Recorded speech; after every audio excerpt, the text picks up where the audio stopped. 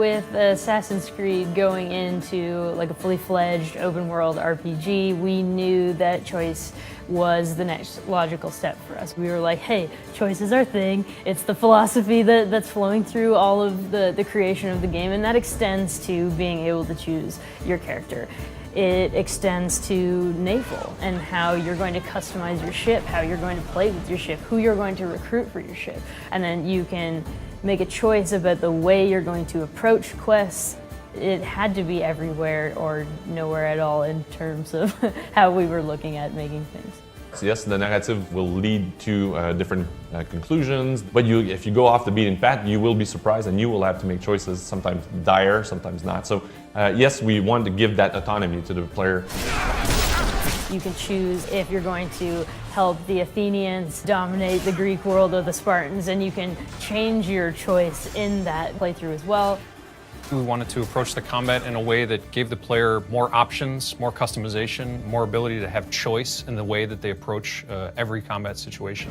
So that meant that we wanted to give them these awesome abilities, these brand new 30-plus amazing abilities that can all be upgraded. If I want to shoot people with bow and arrows and specialize in that, you can do it. If you feel that it's more like melee fighting, you can do it as well. And if you feel that it's a little bit more stealth that I would like to do and get the drop on them, that's all available for you as well. So very poetic for someone covered in blood.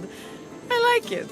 The romancing, we have a handful of characters that we can romance. They don't necessarily intertwine with the bigger picture, so they're much more regional content stories or a little bit more for fun. When we set out to make the story in Assassin's Creed Odyssey, we knew that we were going to have multiple endings. Now, for us, it meant making a series of choices through a series of quests that would impact the ending, and not just be multiple endings based on one decision you make at the end, which sometimes other games fall prey to.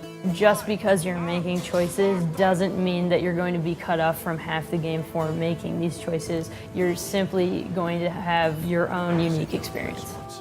Something that I really like about our game is the variation of tones. I never thought Poseidon's anger would be too much for the mighty Cassandra's stomach.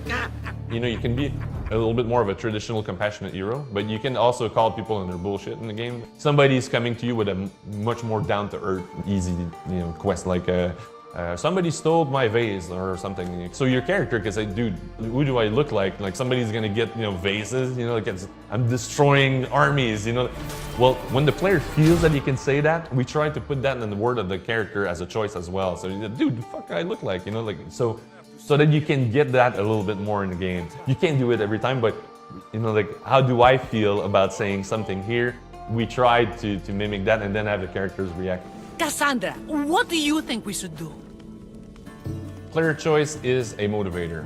It connects you with what you're doing. The game is talking to me and I need to respond to that. So the player choices are felt in dialogues, but they're also felt in the world. So in the play style that I'm going to choose in the game, the mix and matching of the abilities, who I want to interact with, Sparta, Athens, what do I want to do as a player? You decide and it's your choice to do it.